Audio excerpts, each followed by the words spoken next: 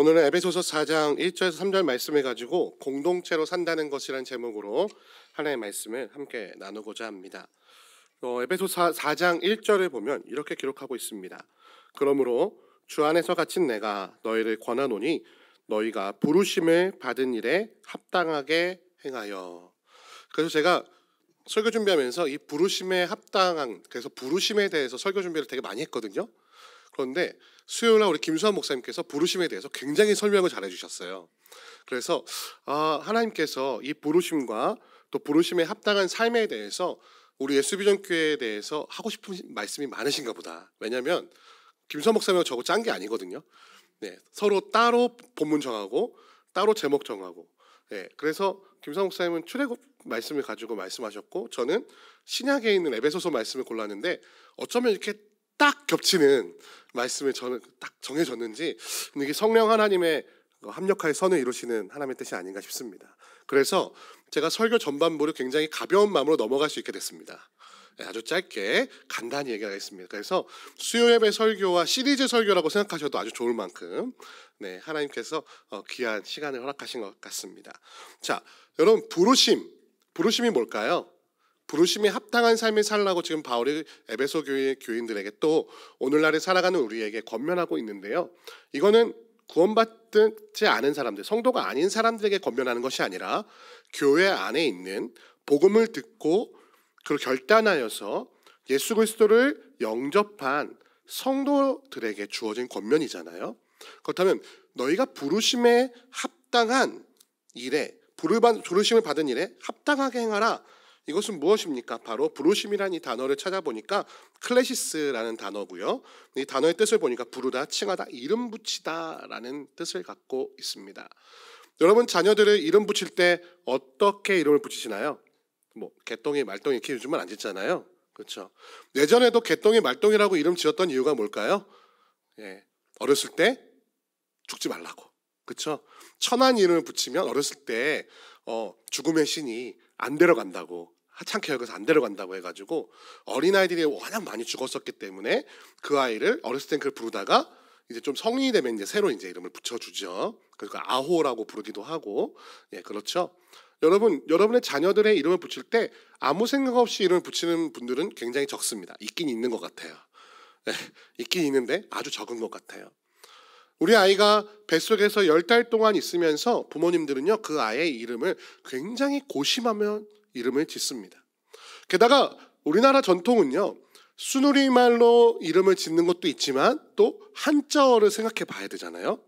같은 음가를 갖고 있어도 어떤 한자를 붙여서 이름을 짓는가에 따라서 이름의 뜻이 굉장히 달라질 수 있습니다. 그래서 많은 분들이 오해하시는 경향이 있는데요. 제 이름 주요한은요, 한자가 있습니다.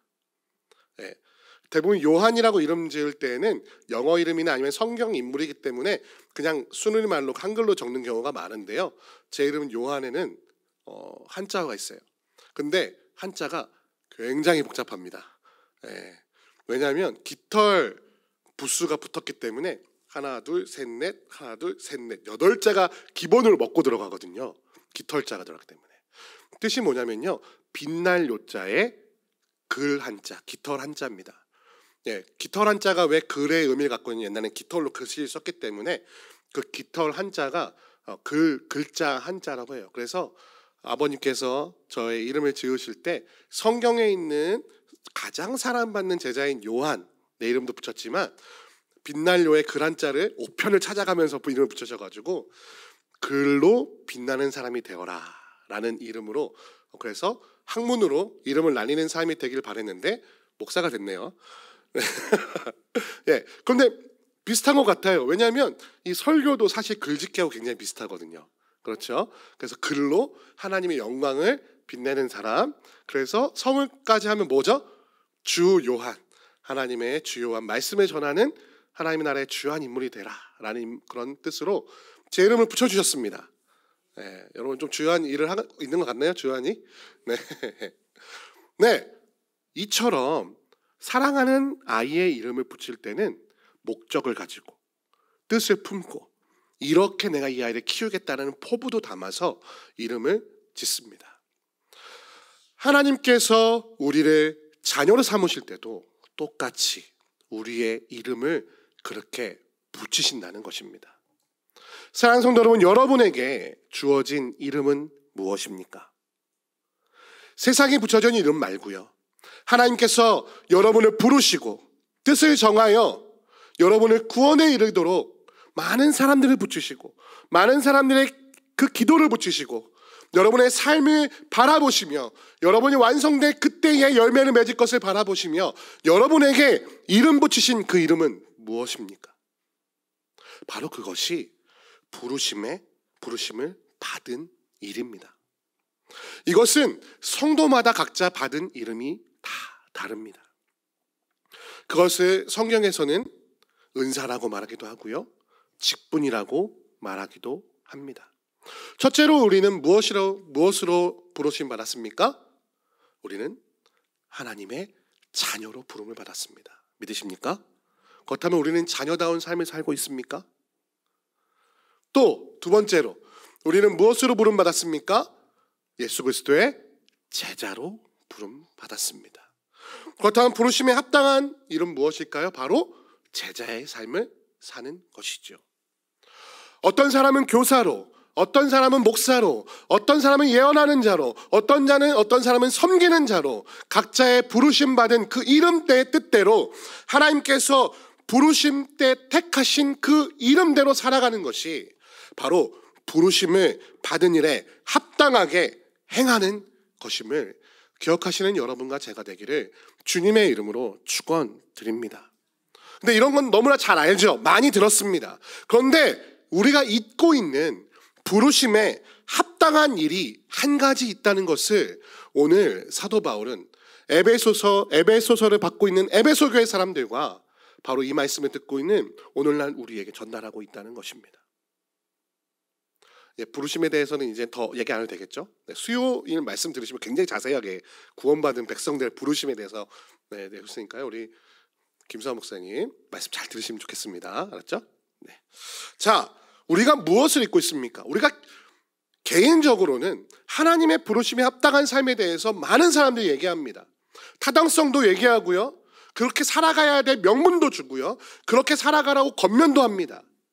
개인적으로는 1대1의 하나님은 참 많이 발견하려고 하는데 우리가 오늘날 잊고 있는 참 중요한 가치는 무엇이냐면 바로 우리를 공동체로 부르시는 하나님의 그 부르심, 그 이름 붙이심이라는 것입니다. 오늘날 우리가 살아가는 사회는 개인주의적 사회입니다. 내가 하는 만큼 먹고 살 수 있다라고 하는 것이 자본주의 아닙니까? 내가 노력한 만큼의 대가를 얻는 것이 정의라고 말하는 것이 오늘날 우리가 생각하고 있는 자유경제주의, 경제자본주의 논리 아닙니까? 그렇다 보니까 나만 잘하면 돼라는 생각, 내가 잘해야 돼, 내가 한 만큼, 내가 노력한 만큼 내 이름을 가지고 내가 세상 가운데서 살아가는 것이 한 사람으로서의 성인의 역할을 하는 것, 한 사람으로서의 시민의 역할을 감당하는 것, 그런 도덕적 가치를 세상 속에서 너무 많이 듣다 보니까 하나님 앞에서 나아가는 것도 너무나 개인주의적으로 나만 1대1로 나만 잘하면 되라는, 나만 하나님과의 관계가 좋으면 되라는 어떠한 그런, 이렇게 말하면 너무 좀 야박하지만 이기주의적인 생각 가운데, 사실 이기주의적인 건 아니에요. 올바로 살고 싶을 뿐이에요. 그러나 세상이 말하는 그 세속화의 가치 가운데 우리가 잊고 있는, 정말로 성경이 우리에게 정말로 강조하고 있는 그 공동체의 가치를 잊어버린 채 살고 있는 모습이 우리 가운데 있다는 것입니다. 에베소 교회를 향해서 사도 바울은 이렇게 권면합니다. 2절, 3절 말씀인데요. 우리 2절 말씀 다 같이 한번 큰 목소리로 읽어보겠습니다. 읽겠습니다. 시작. 모든 겸손과 온유하고 오래 참음으로 사랑 가운데서 서로 용납하고 평안에 매는 줄로 성령이 하나 되게 하신 것을 힘써 지키라. 자, 여기서 분명히 사도 바울이 권면하고 있는 부르심을 받은 일에 합당하게 행하는 두 가지가 기록되어 있습니다. 그것은 바로 2절에 기록되어 있는 서로 용납하라 라는 것이고요, 두 번째는 힘써 지키라 3절에 기록되어 있는 것입니다. 서로 용납하고 힘써 지키는 것, 바로 그것이 부르심을 받은 일에 합당한 일이라고 사도 바울은 권면하고 있는 것입니다. 첫 번째, 서로 용납하는 것은 무엇일까요? 먼저 용납하다의 뜻을 찾아보기 전에 서로라는 뜻을 생각해 보겠습니다. 서로. 네.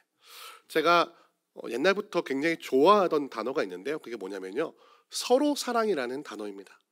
서로 사랑의 반대말이 뭘까요? 짝사랑이죠. 외사랑이라고도 하고요. 여러분 짝사랑 다 해보셨나요? 해보셨나요? 네. 짝사랑하니까 기분이 행복하셨나요? 네. 대부분의 짝사랑에서 이어지는 감정은 뭐냐면요, 자기 비하입니다. 네. 짝사랑은 자기 비하로 이어지게 되어 있습니다. 그 고금을 다 둘러봐도 그 연애 소설에서 짝사랑이 나오면요, 대부분 자기 비하로 이어집니다. 왜? 내가 모자라서, 내가 부족해서 저 사람이 나를 봐주지 않는 것이 아닌가라는 감정에 빠지게 되기 때문이죠. 그래서 저는요, 짝사랑보다요, 서로 사랑이라는 단어가 너무 좋더라고요. 여러분, 앞뒤 분들과 얘기해 볼까요? 우리 서로 사랑합시다. 이게 좋잖아요, 그렇죠? 사랑합니다, 축복합니다, 너무 일방적인 것 같아요, 그렇죠? 사랑은 주고 받는 것이니까요. 그런데 여기서 서로 용납하라는 것은 무엇입니까? 한 사람이 일방적으로 용납하는 관계가 아니라 너도 나를 용납하고 나도 너를 용납하는 관계에 대해서 말하고 있는 것입니다. 이것이 바로 하나님께서 우리를 부르신 목적이라고 말하고 있습니다. 자, 그렇다면 용납한다는 것은 무엇일까요? 용납이라는 단어는 아네코라는 단어인데요, 이것은 아나는 뭐예요? 위에라는 뜻이고요, 접두어고요. 에코라는 건 같다라는 것입니다. 위에 같다. 그래서 합성어로서 이 단어는 내 위에 무언가를 갖다, 그래서 짐을 어깨 위에 지다라는 의미를 갖고 있다고 합니다. 그러니까 용납은요, 서로의 짐을 내가 지는 것이에요. 다시 한번, 용납은 뭐라고요? 서로의 짐을 내가 지는 것이에요. 그렇다면 여기선 짐은 무엇일까요? 내가 사랑하는, 용납해야 될 대상이 지지 못하는 짐입니다. 그것이 용납이에요. 용납하지 못하는 관계는 무엇이냐면요, 이런 겁니다. 야, 나는 이만큼 질 수 있는데 너는 왜 그만큼 못 지니? 라고 묻는 것입니다. 나는 이만큼 봉사하는데 왜 너는 그렇게 봉사하지 못하니? 라고 탓하는 게 용납하지 못하는 것입니다. 어떤 사람은요, 관계를 잘 지을 수 있는 사람이 있습니다. 그런 사람은요, 잘 듣고 경청하고요, 말하기보다는 듣기를 더 급하게 하고 또 좋은 충고를 해줍니다. 근데 어떤 사람은요, 관계를 잘 지지 못하는 사람이 있어요.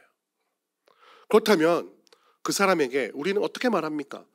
야, 너는 왜 나한테 그렇게 해? 나는 너를 그렇게 사랑하는데 너는 왜 나를 그렇게 해주지 못해? 라고 말할 수 있겠죠. 그런데 거꾸로 어떤 사람은요, 돈이라고 하는 물질을 하는 짐을 잘 지는 사람이 있어요. 그 사람은요, 어떤 일을 해도 잘 먹고 잘 살아요. 돈을 잘 벌어. 그런데 어떤 사람은 물질이라고 하는 짐을 잘 지지 못하는 사람들도 있습니다. 정말 노력하는데 돈이 안 벌려. 그런 사람 혹시 있지 않습니까? 진짜 성실하고 진짜 열심히 수고하는데 땀 흘리는데 돈하고 별로 이렇게 연관이 없는 사람이 있어요. 어떤 자녀들은요, 공부라는 짐을 잘 못 지는 자녀들이 있습니다. 여러분, 자녀들이 공부 못하는 이유가요, 꼭 공부 안 해서만은 아니에요. 네, 이걸 이해해 주셔야 됩니다. 네. 어떤 자녀들은요, 20시간씩 일해도 공부를 못하는 친구들이 있어요. 그러면 여러분은 그 자녀들을 향해서 뭐라고 말합니까? 네가 공부를 안 해서, 노력을 안 해서 공부를 못하는 거야 라고 말씀하십니까? 그것은 용납하지 않는 것이죠. 그렇다면 그 친구의 짐을 내가 지어주기 위해서 우리는 어떻게 해야 될까요? 공부를 잘 못하는 친구의 짐을 지어주기 위해서 우리는 그 친구가 잘한 것, 열심히 노력한 것을 인정해주면 됩니다. 열심히 노력하지 않고 맨날 팽팽 놀면서 게임하다가 공부 못한 친구 얘기하는 건 아닙니다. 네. 여기 있는 뭐 이렇게 시험 볼 만한 친구들 별로 없네요. 네, 그 친구들 오해하지 마십시오. 네, 진짜 노력한다면 한 얘기예요. 또 돈을 잘 모지 못하는 자가 있다면 그 짐을 지어주기 위해서 어떻게 됩니까?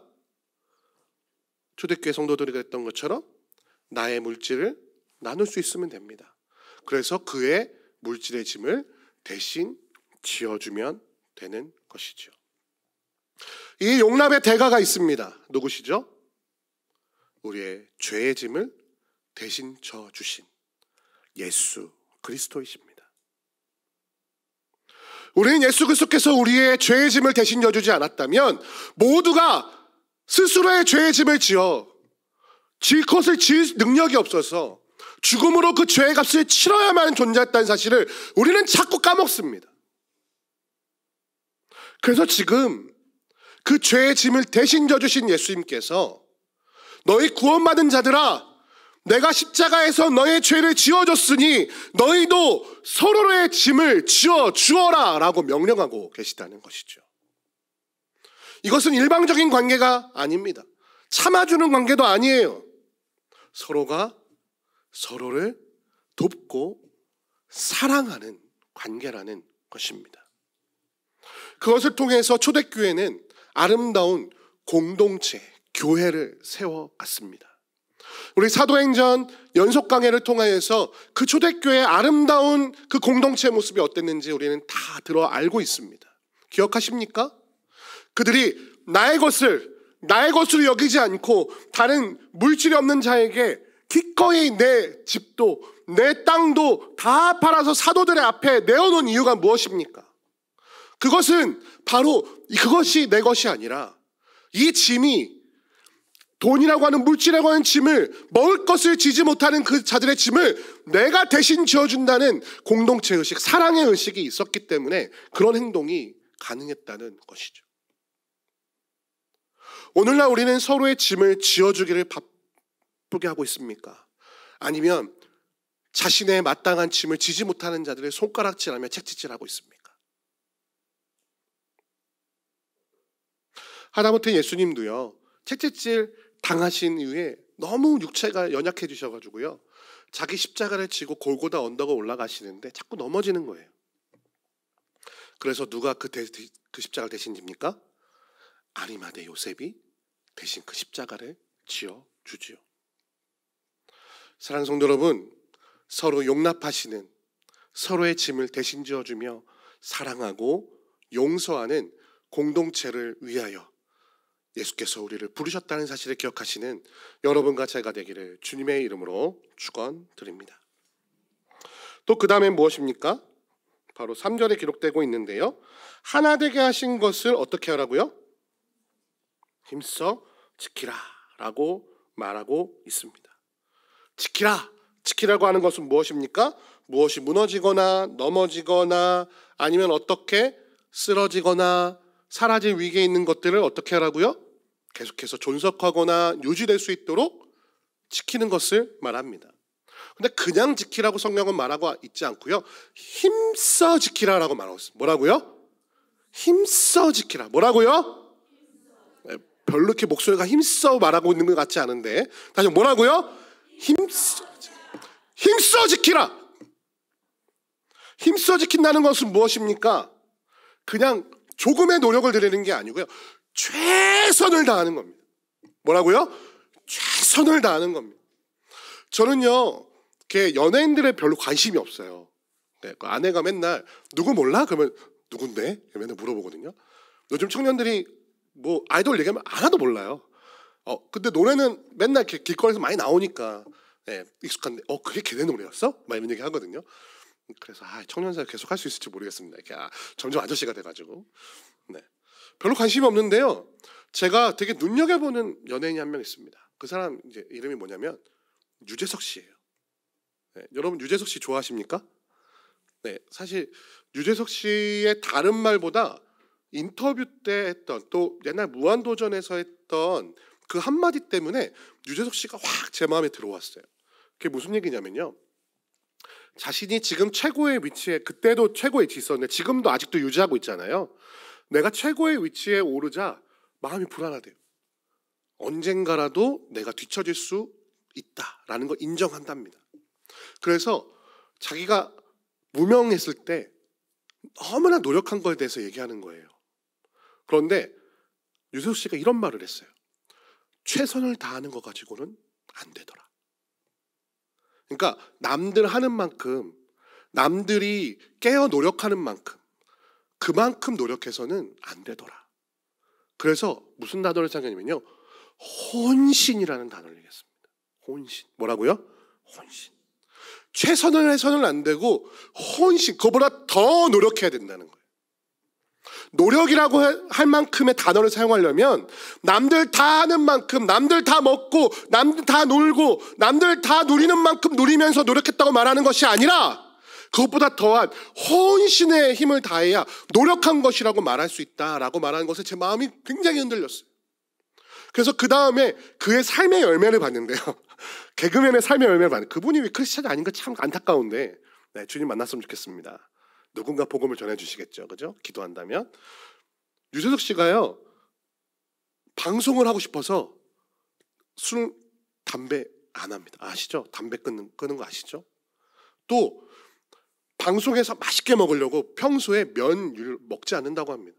그 면 되게 좋아한다고 하거든요. 왜냐면 방송에서 맛있게 먹어야 되니까. 운동하고.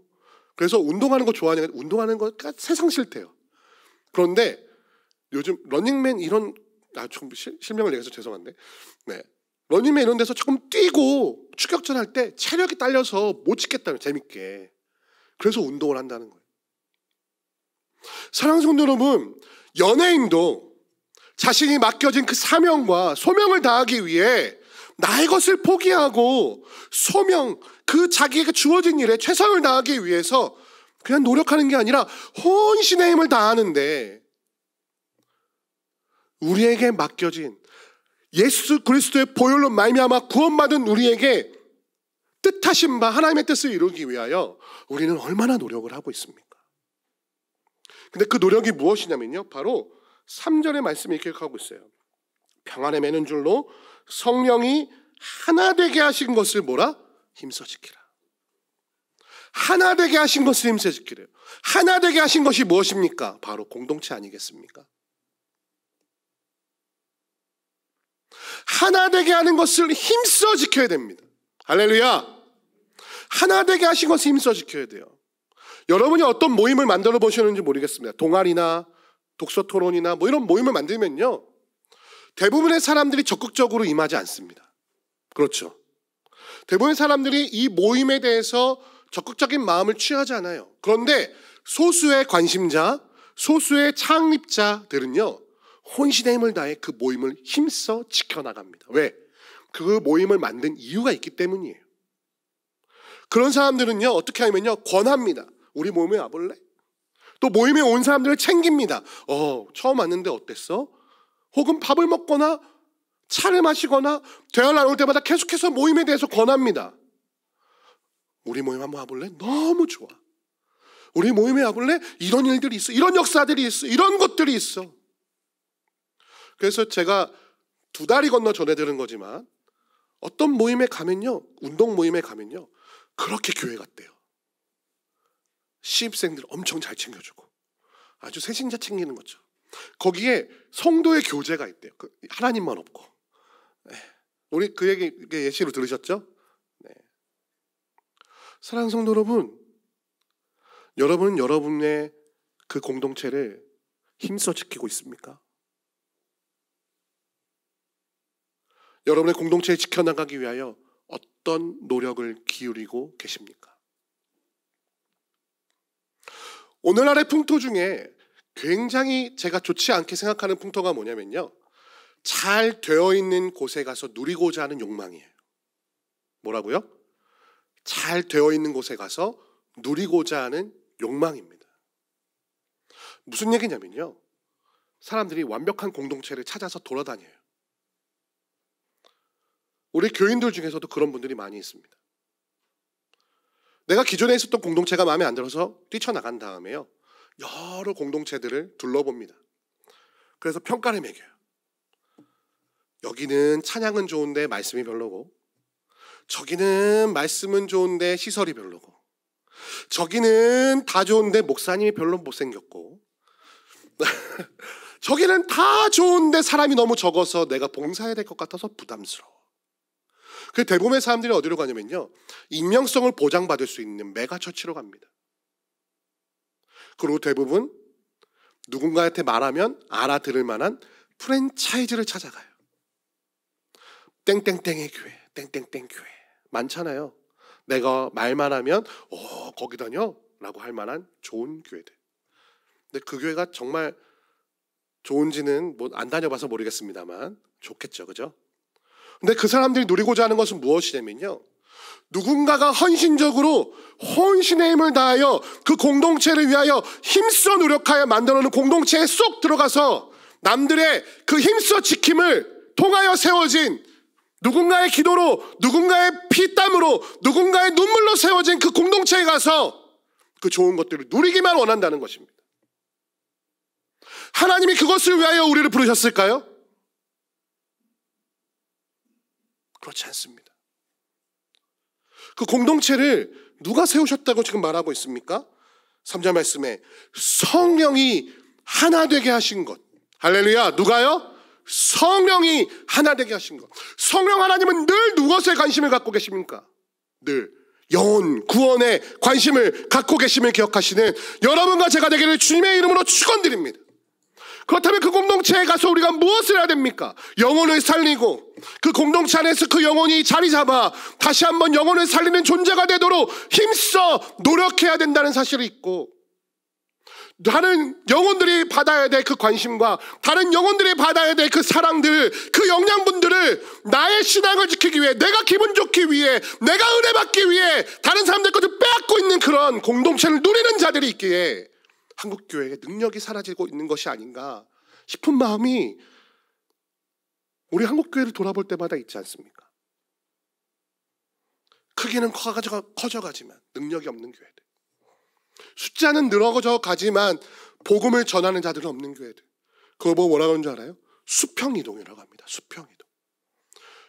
오늘날 수평이동이 없으면 교회 부흥이 없다고 말하는 시대, 불신자를 향한 복음의 선포가 없는 교회가 부흥한다면 그것이 참되게 기뻐해야 될 문제 있겠습니까?